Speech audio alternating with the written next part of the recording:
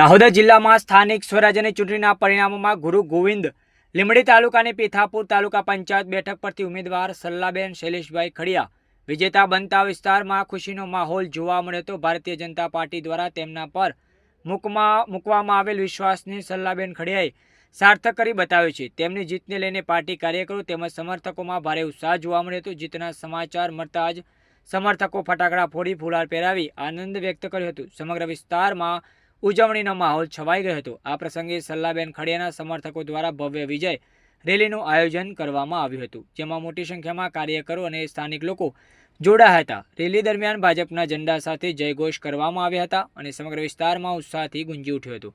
સલ્લાબેન ખડિયાએ જીત બાદ મતદારોનો આભાર વ્યક્ત કરતા જણાવ્યું હતું કે તેઓ વિસ્તારના વિકાસ માટે સતત કાર્યરત રહી જનતા સાથે જોડાયેલા રહી સેવા આપશે।